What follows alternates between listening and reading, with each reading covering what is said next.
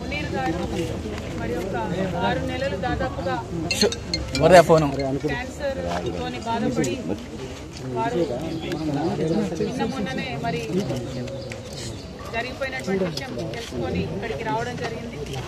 మునీర్ గారు మన తెలంగాణ వాదాన్ని వినిపించడంలో అదేవిధంగా విప్లవోద్యమాలకు వారి యొక్క భావజాలాన్ని వ్యాప్తి చేయడంలో స్థానికంగా దేశవ్యాప్తంగా అనేక సమస్యలను ఎప్పటికప్పుడు ఎండగట్టడంలో వారు ముందుండేవారు.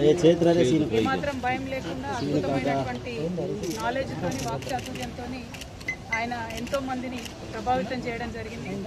మరి మునీర్ గారి కుటుంబ సభ్యులకు నేను ప్రగాఢంగా నా యొక్క సంతాపాన్ని సానుభూతిని తెలియజేస్తా ఉన్నాను. వారికి నేను మాట్లాడడం జరిగింది.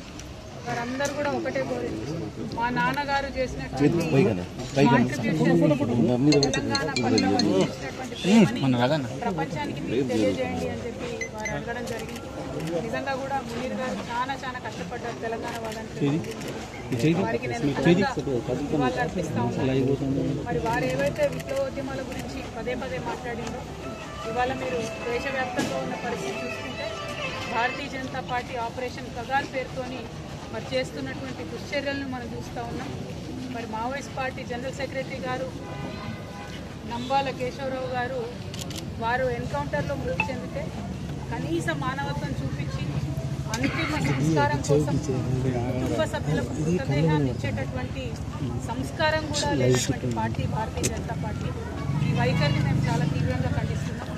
ఆపరేషన్ కగార్ ఆపాలని పదే కోరినా కూడా స్పందించకుండా మారణకాండ విధ్వంసకాండ కొనసాగించడం ఇంకొక వైపు అయితే కనీసం మానవత్వంతో చనిపోయినటువంటి శవాలను కూడా మావోయిస్ట్ పార్టీ సభ్యులు వారి కుటుంబాలకు ఇవ్వకపోవడం అన్నది నిజంగా దారుణం.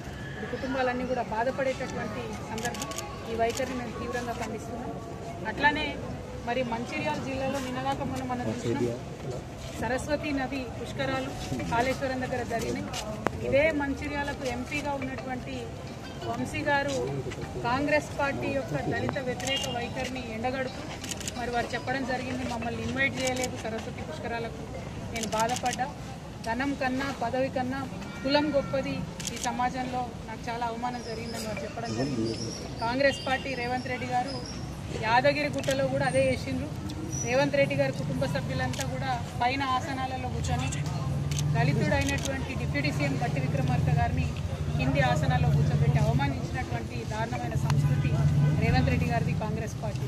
మరి రెండు పార్టీల వైఖరి కూడా మరి సమసమాజ నిర్మాణానికి కానీ ప్రోగ్రెసివ్ థాట్ ప్రాసెస్ కానీ వ్యతిరేకంగా పనిచేస్తున్నటువంటి సందర్భాన్ని మునీర్ అన్న లాంటి జర్నలిస్టులు అందరూ కూడా తమ కళలు చూపించి మరి వ్యతిరేకించాల్సినటువంటి అవసరం ఉందని చెప్పి ఈ మంచిర్యాల గడ్డ నుంచి నేను పిలిపిస్తూ ఉన్నాను. ఎందుకంటే మంచిర్యాల అంటే మనందరికీ తెలుసు పోరాటాల పటిమ ఉన్నటువంటి ప్రాంతం.